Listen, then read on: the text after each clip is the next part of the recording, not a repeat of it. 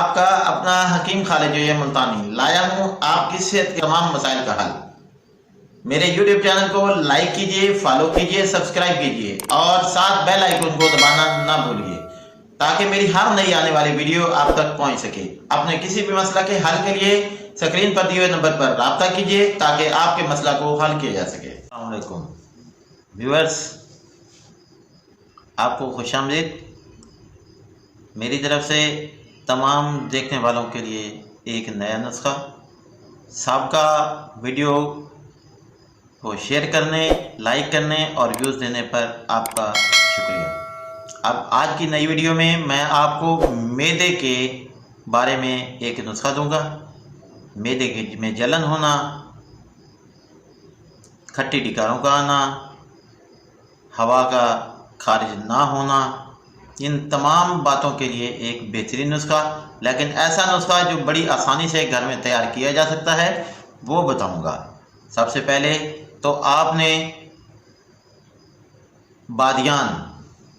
بادیان لینے ہیں جنہیں ہم سونف کہتے ہیں، گھروں میں عموماً پایا جاتا ہے۔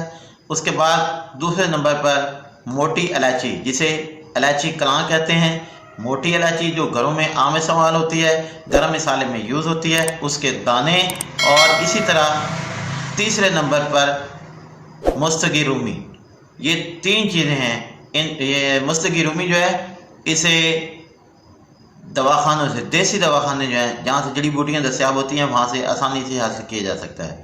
ان تینوں چیزوں کو برابر وزن میں لیں۔ برابر وزن میں لینے کے بعد ان کو پیس لیں، پیس کر باریک کر لیں اور ان میں ان کے وزن کے ٹوٹل وزن کے برابر سوڈا بائیکار، جسے کہ میٹھا سوڈا بھی کہتے ہیں، وہ بھی شامل کر لیں۔ اور ان تمام چیزوں کو مکس کرنے کے بعد ایک ہوا بند جار میں، ایک ہوا بند بوتل میں، جس میں کہ اسے ہوا نہ لگے، اسے اس میں رکھیں۔ اور اس کے بعد اب آ جاتے ہیں ہم اس کے طریقہ استعمال پر۔ سب سے پہلے تو آپ نے اس میں سے تقریباً آدھی چمچ یا آدھی چمچ سے بھی کم مقدار میں لینا ہے اور اسے صبح اور شام عرق بادیان یعنی کہ سونفوں کے عرق کے ساتھ آپ نے لینا ہے اسے، اور انشاءاللہ بہترین رزلٹ دے گا۔ آپ خوش ہو جائیں گے کہ یہ تمام مسائل جو ہیں یہ آپ کے حل ہو چکے ہیں۔